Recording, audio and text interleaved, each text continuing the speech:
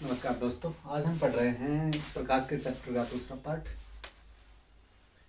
दूसरा पार्ट। पहले पार्ट में हम पढ़ रहे हैं प्रकाश।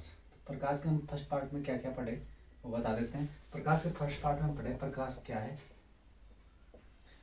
प्रकाश क्या है के बाद हम पढ़े परावर्तन, जो प्रकाश की घटनाएं थी उनमें परावर्तन। परावर्तन के बाद हमने पढ़ा अपवर्तन। अपवर्तन के बाद पढ़ा हमने प्रकीर्ण।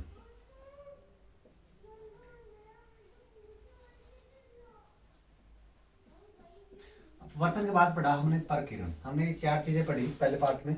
सेकंड पार्ट में हम पढ़ेंगे आज पहले पूर्ण प्रकाश का पूर्ण आंतरिक परावर्तन। आज हम पढ़ रहे हैं प्रकाश का पूर्ण आंतरिक परावर्तन। क्या पढ़ रहे हैं? प्रकाश का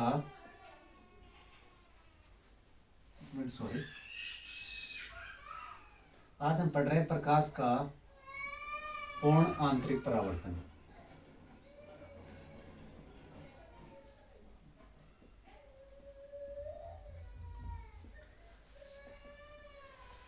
प्रकाश के भाग 2 में हम पढ़ रहे हैं आज प्रकाश का पूर्ण आंतरिक परावर्तन। हमारा पहला टॉपिक आज का है प्रकाश का पूर्ण आंतरिक परावर्तन। तो प्रकाश का पूर्ण आंतरिक परावर्तन से पहले मैं आपको एक कोण के बारे में बताता हूं जो प्रकाश के पूर्ण आंतरिक परावर्तन की परिभाषा में आसान होगा। तो एक कोण है क्रांतिक।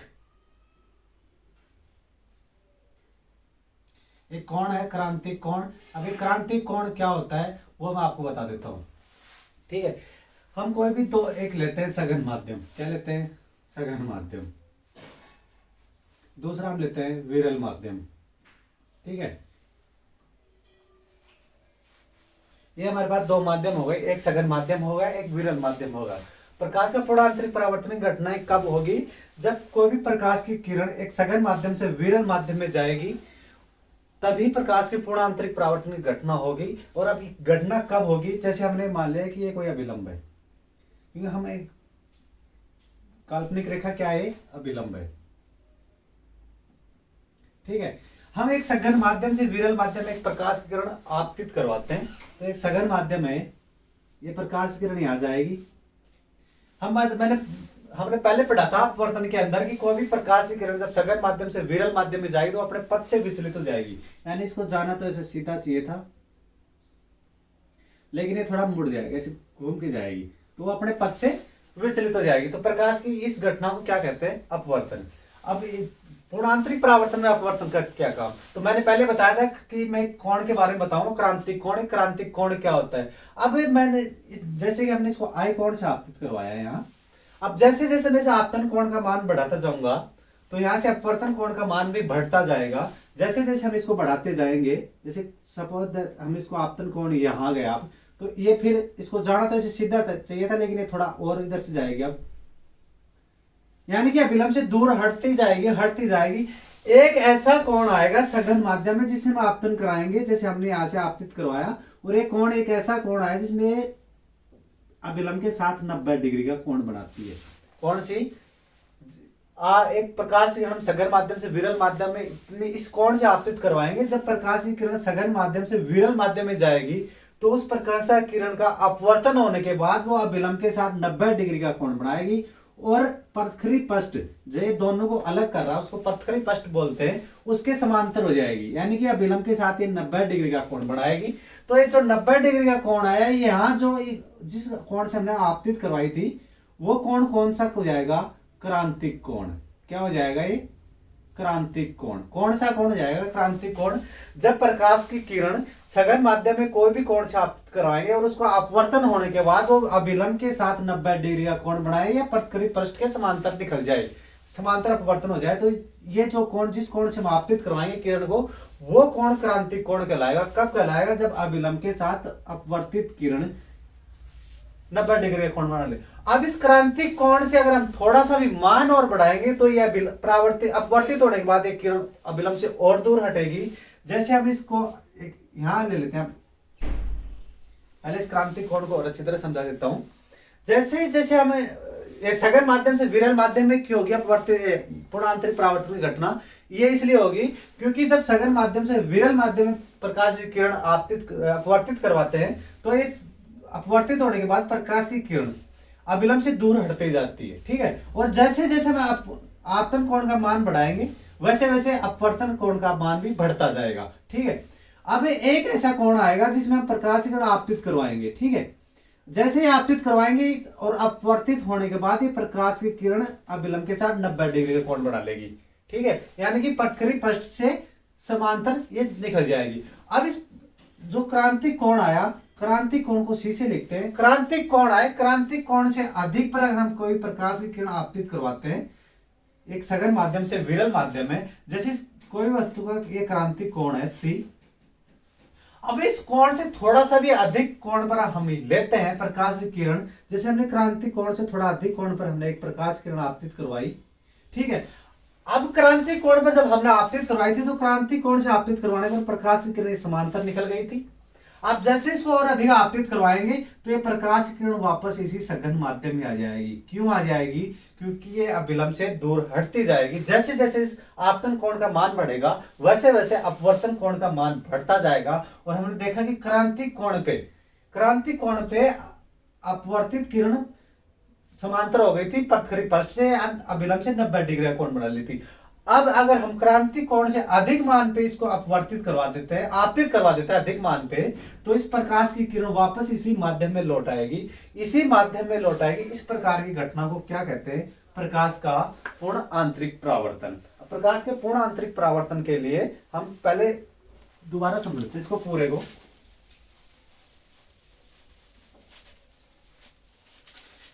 पहले तो क्रांतिक कोण क्या होता है? जब सघन माध्यम है कोई, ठीक है, ये विरल माध्यम हो गया, ये सघन माध्यम हो गया। अब हमने कोई ये अभिलंब ले लिया, इसमें क्रांतिक कोण से प्रकाश किरण आपतित करवाई। एक क्रांतिक कोण से, किस कोण से? क्रांतिक कोण से हमने प्रकाश किरण आपतित करवाई।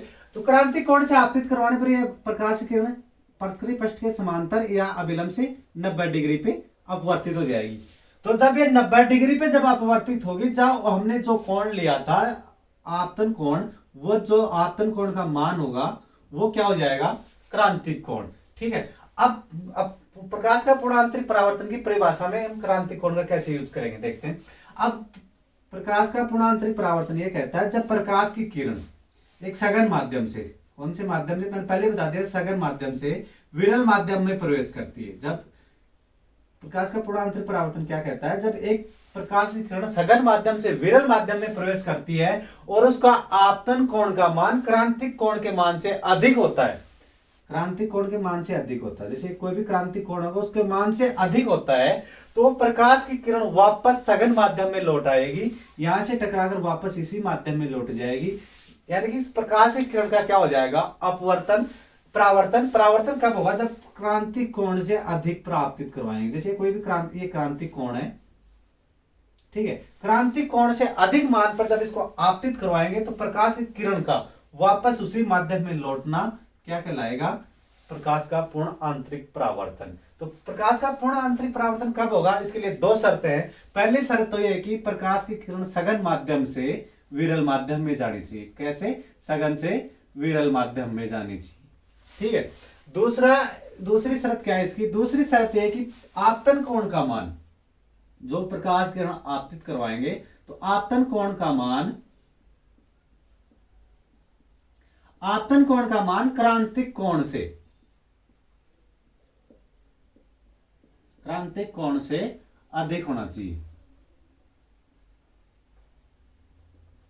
अधिक होना चाहिए, अब आपतन कोण का मान क्रांतिक कोण के मान से अधिक क्यों होना चाहिए? अगर आपतन कोण का मान क्रांतिक कोण से मान से कम होगा तो इस प्रकाश की किरण का क्या हो जाएगा? अपवर्तन हो जाएगा। तो इसलिए हमें आपतन कोण का मान क्रांतिक कोण के मान से बड़ा होना चाहिए। हम आपतन कोण को आई से लिखते हैं, क्रांतिक कोण को सी से लिखते हैं। तो क्या हो जाएगी? पहली शर्त क्या है प्रकाश का पूर्णांतरिक परावर्तन की? पहली शर्त है कि प्रकाश की किरण सघन माध्यम से विरल माध्यम में जानी चाहिए। दूसरी है कि आपतन कोण का मान और आपतन कोण का मान क्रांतिक कोण के मान से अधिक होना चाहिए। अब इसका देखेंगे हम एग्जाम्पल।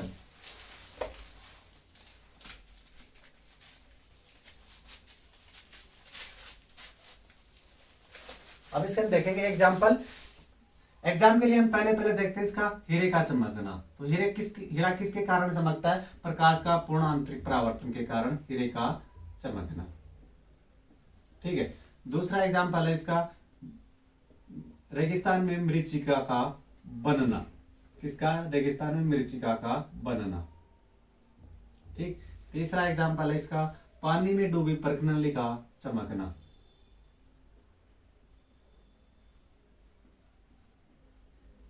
पानी में डूबी प्रणाली का चमकना। चौथा एग्जांपल है इसका, प्रकाशिक तंतु। जो प्रकाशिक तंतु होते हैं वो इसी सिद्धांत पर कार्य करते हैं। तो प्रकाशिक तंतु इसी घटना पर या इसी सिद्धांत पर कार्य करते हैं। प्रकाशिक तंतु इसी घटना पे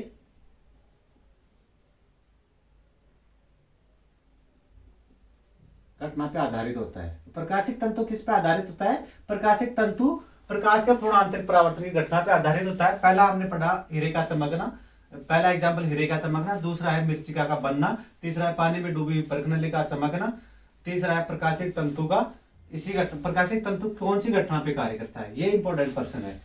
कौन सी प्रश्न आएगा कि प्रकाशिक तंतु किस प्रकाश की किस घटना पे कार्य करता है? तो प्रकाशिक तंतु प्रकाश की पूर्ण आंतरिक घटना पे कार्य करता है। ठीक है, तो प्रकाशिक तंतु किस पे कार्य करता है? प्रकाश के पूर्णांतरिक घटना पे। हीरे का चमक रहा है किसका एग्जांपल है? प्रकाश के पूर्णांतरिक परावर्तन का। मरीचिका का बनना प्रकाश के पूर्णांतरिक परावर्तन का। पानी में डूबी प्रणाली का चमकना प्रकाश का पूर्णांतरिक परावर्तन। और प्रकाशिक तंतु किस घटना पे कार्य करता है? प्रकाश का पूर्णांतरिक परावर्तन में। हमने पांचवा क्या पढ़ा? पूर्णांतरिक परावर्तन। क्या पढ़ा? पूर्णांतरिक परावर्तन। ठीक है, इसके बाद हम पढ़ेंगे वर्ण विक्षेपण। कौन सा पढ़ रहे हैं हम? वर्ण विक्षेपण। तो वर्ण विक्षेपण क्या होता है? पहले तो ये देख लेते हैं वर्ण विक्षेपण क्या होता है, वर्ण विक्षेपण किसे कहेंगे। तो वर्ण विक्षेपण किसे कहते हैं? जब हम प्रकाश, जैसे हम एक प्रिज्म ले लेते हैं, प्रिज्म क्या होता है? प्रिज्म ले लेते हैं। ठीक है, अब प्रिज्म पर हमें सूर्य का श्वेत प्रकाश डालते हैं। हमने सूर्य का श्वेत प्रकाश डाल दिया,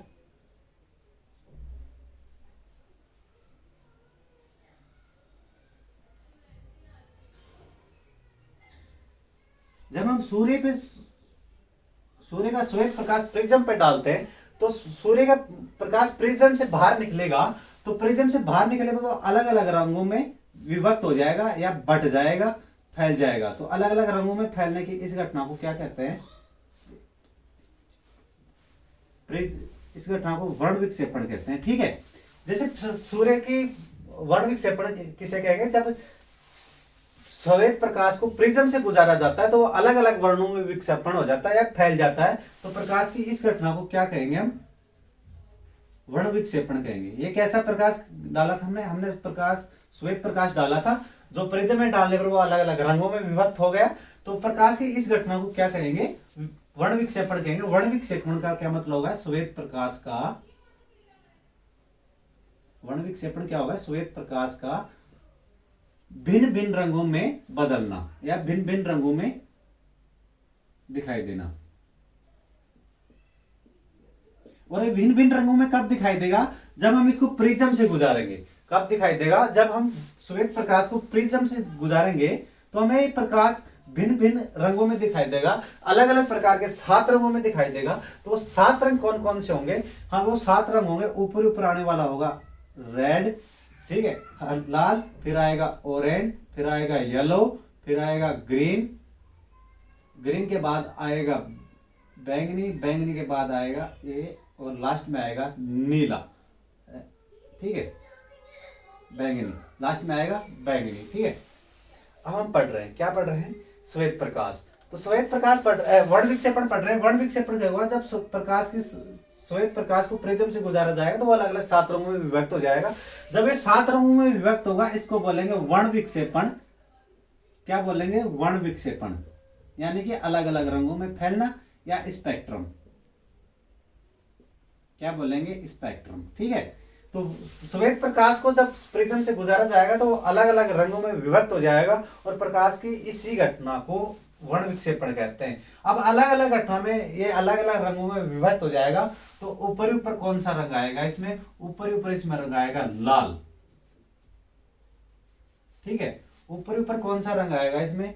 लाल रंग आएगा। बीच में कौन सा आएगा? हरा रंग आएगा। और नीचे नीचे कौन सा आएगा? बैंगनी रंग आएगा। ठीक है, ये 3 रंग इंपॉर्टेंट है, एग्जाम में पूछे जाते हैं कि श्वेत प्रकाश को प्रिज्म से गुजारने पर ऊपर या पहला रंग कौन सा होगा? तो पहला रंग होगा लाल, और मध्य में कौन सा रंग होगा, हरा, और लास्ट में कौन सा होगा, बैंगनी। ठीक है, तो वर्ण विक्षेपण में क्वेश्चन कहां बनते हैं, वर्ण विक्षेपण में क्वेश्चन यह बनते हैं। पहला क्वेश्चन है कि जब श्वेत प्रकाश को हम प्रिज्म से गुजारते हैं तो एक नंबर पे आप फर्स्ट पे कौन सा कलर आएगा, रंग आएगा, फर्स्ट पहले पे आएगा लाल रंग, और लास्ट में कौन सा आएगा, बैंगनी, और बीच में कौन सा रहेगा, हरा। अब श्वेत प्रकाश या वर्ण विक्षेपण का एक एग्जाम्पल, वर्ण विक्षेपण के कारण क्या होता है, वर्ण विक्षेपण के कारण इंद्रधनुष बनता है, इंद्रधनुष का बनना। हम क्या कह सकते हैं, इंद्रधनुष किसके कारण बनता है, इंद्रधनुष वर्ण विक्षेपण के कारण बनता है। इंद्रधनुष में और कौन कौन सी क्रियाएं होती हैं, जब इंद्रधनुष बनता है तो इंद्रधनुष में और कौन कौन सी प्रकार से घटनाएं होती हैं। तो इंद्रधनुष जब बनता है तो इंद्रधनुष में परावर्तन भी होता है, जब इंद्रधनुष बनता है तो इंद्रधनुष में परावर्तन भी होता है, अपवर्तन भी होता है, पूर्णांतरिक परावर्तन भी होता है, और वर्ण विक्षेपण भी होता है। एक प्रकार से हम कह सकते हैं जब इंद्रधनुष बनता है तो इंद्रधनुष में प्रकाश की कौन कौन सी घटनाएं होती हैं। तो जब इंद्रधनुष बनता है तो प्रकाश के उसमें परावर्तन भी होता है, परावर्तन की घटना भी होती है, अपवर्तन की घटना भी होती है, प्रकाश का पूर्णांतरिक परावर्तन की घटना होती है, और वर्ण विक्षेपण की भी घटना होती है। ये सभी घटनाएं होती है इंद्रधनुष में। लेकिन इंद्रधनुष बनता किसके कारण है, इंद्रधनुष बनता है वर्ण विक्षेपण के कारण, यानी कि उसके 7 रंगों में अलग, श्वेत प्रकाश का अलग अलग रंगों में फैलने के कारण इंद्रधनुष बनता है। ठीक है, इसके बाद हम पढ़ेंगे व्यतिकरण। प्रकाश की अगली घटना पढ़ रहे हैं हम, व्यतिकरण।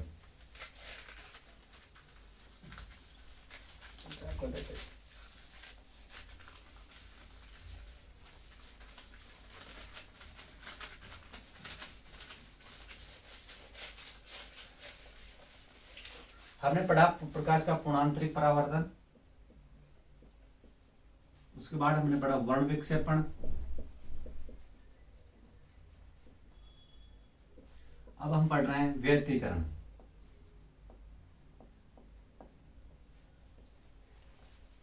और व्यतिकरण क्या होता है, जब हम दो प्रकाश की किरण लेते हैं, दो भी पर कोई भी प्रकाश की किरण लेते हैं, ये 2 प्रकाश की किरण है, ठीक है, ये दूसरी किरण होगी V।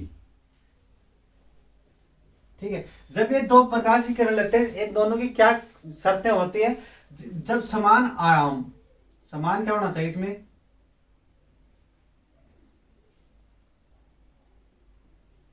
समान आयाम होना चाहिए दोनों की, और समान ही आवृत्ति होनी चाहिए।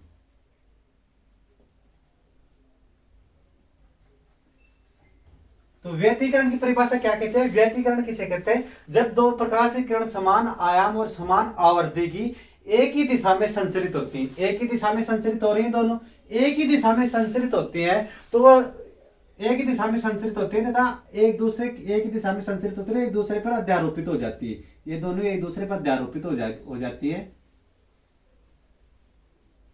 ठीक है, जब समान आयाम की समान आवर्ती की प्रकाश की किरण एक ही दिशा में संचरित हो रही है, और जब दोनों परस्पर एक दूसरे पर अध्यारोपित होती है, तो प्रकाश की इस घटना को क्या कहेंगे, व्यतिकरण कहेंगे। तो व्यतिकरण किसे कहेंगे, व्यतिकरण किसे कहेंगे, जब जो समान आयाम और समान आवर्ती की प्रकाश की किरण एक ही दिशा में संचरित होती है तथा परस्पर वो एक दूसरे पर अध्यारोपित हो जाती है, दोनों परस्पर मिल गई तो वो एक दूसरे पर अध्यारोपित हो जाती है, तो उनकी आवर्ती में कभी कमी आएगी, यहां कमी आ रही है आवर्ती में, ठीक है, और कभी कभी तीव्रता आएगी।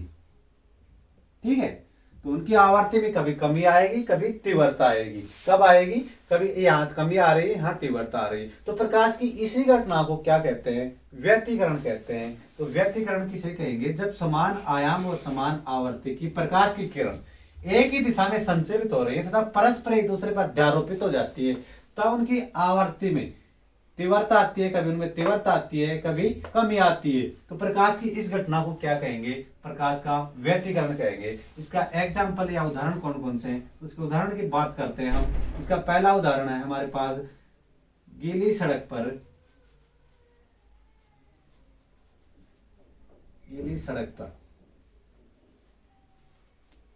पेट्रोल का रंगीन दिखाई देना।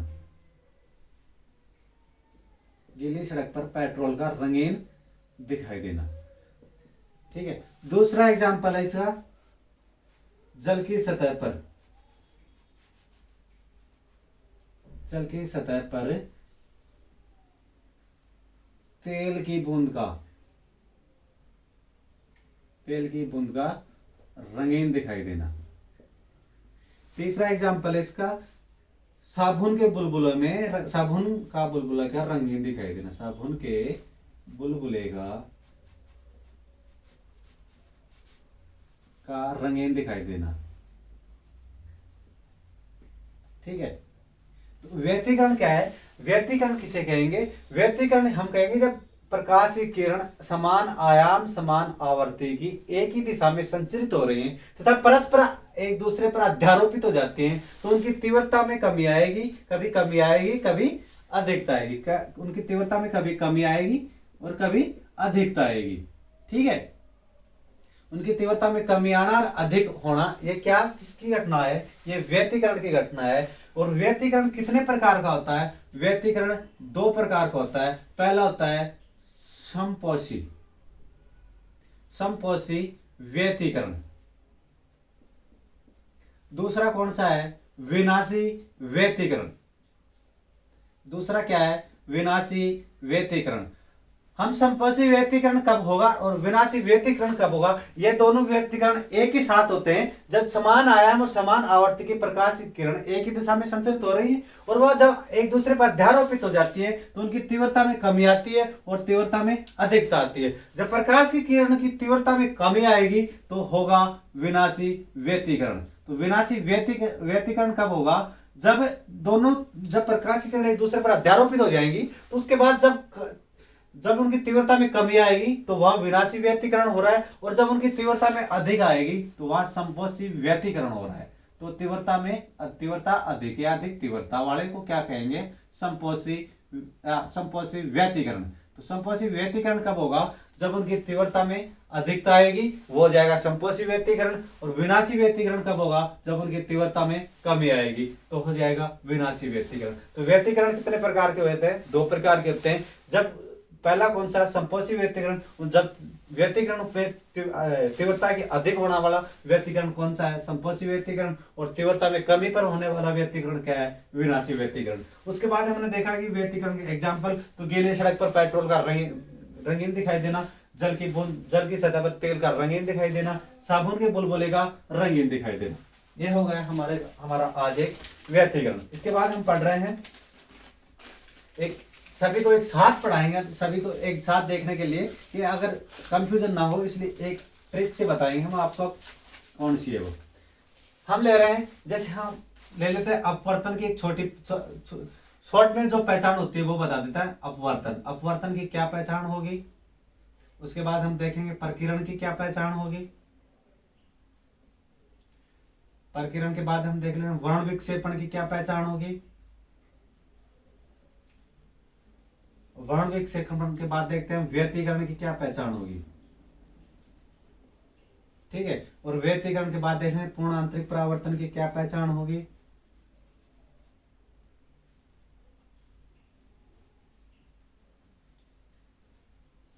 ठीक है।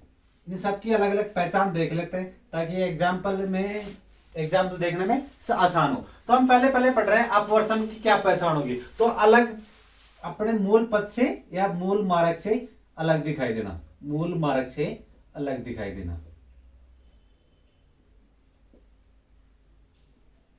तो अपवर्तन की क्या पहचान हो गई? मूल मार्ग से अलग दिखाई देना। उसके बाद हम पढ़ रहे हैं प्रकीर्णन। तो प्रकीर्णन क्या है? मैंने पहले बताया था किसी विशेष रंग का दिखाई देना या अलग रंग का दिखाई देना। तो विशेष रंग का दिखाई देना, जैसे आसमान का नीला दिखाई देना।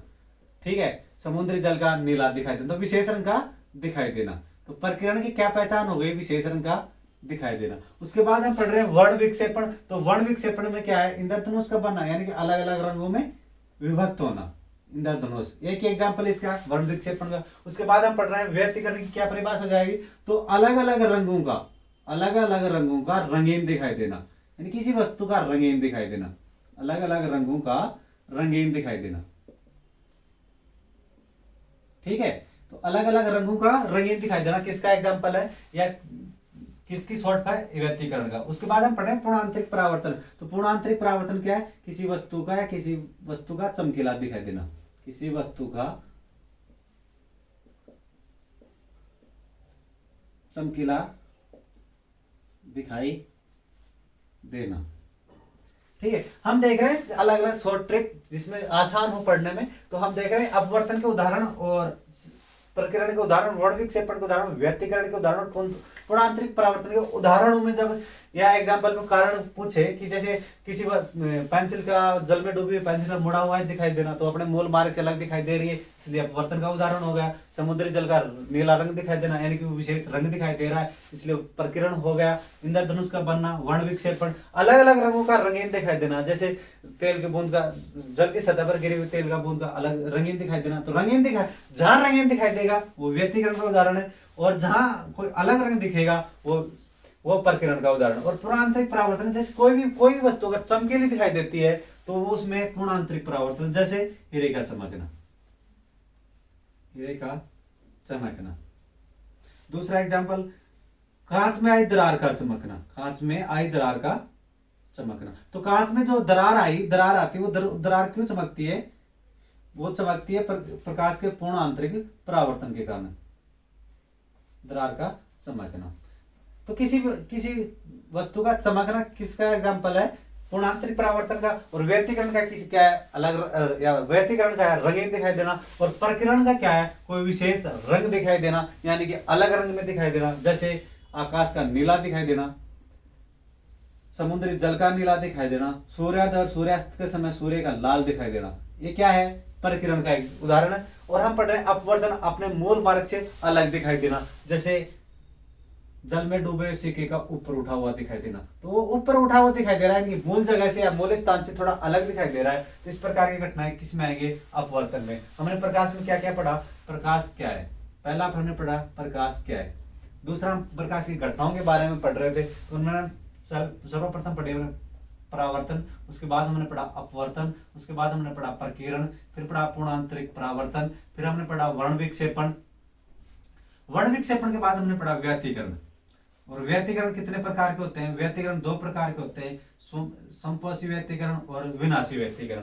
इन सबके पढ़ने के बाद हमने पढ़ा एक कॉमन ट्रिक, यानी कि कॉमन जो सब में अलग अलग दिखाती है कि क्या क्या पहचान है। तो उसके बाद हमने पढ़ा अपवर्तन, प्रकीर्ण, वर्ण विक्षेपण, व्यतिकरण और पूर्णांतरिक परावर्तन की पहचान पढ़ी। ठीक है, यह हमारा प्रकाश का चैप्टर ही समाप्त होता है। तो प्रकाश का चैप्टर यहाँ समाप्त होगा। अगले पार्ट में हम पढ़ेंगे नेत्र, मानव नेत्र। अगला पार्ट में पढ़ेंगे मानव नेत्र, जो किससे संबंधित है, प्रकाश से ही संबंधित है।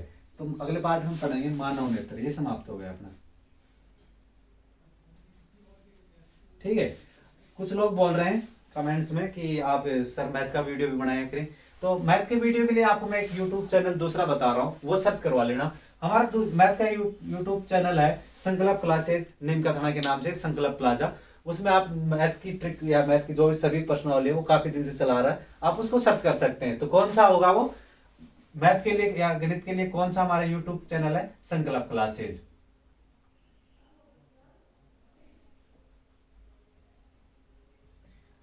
नीम का थाना। तो मैथ के लिए आपको मैं बता देता हूं, मैथ के लिए हमारा यूट्यूब चैनल है संकल्प क्लासेज। कौन सा है, संकल्प क्लासेज। आप उसमें जाके सर्च करवा सकते हैं, मैथ के काफी वीडियो वहां है। साइंस का हमने दूसरा स्टार्ट किया था हमारा अलग चैनल पे, L5 यूट्यूब क्लासेस पे। तो आप अगर मैथ के वीडियो देखना चाहते हैं तो संकल्प क्लासेज नीम का थाना में जाकर देख सकते हैं। ठीक है, धन्यवाद।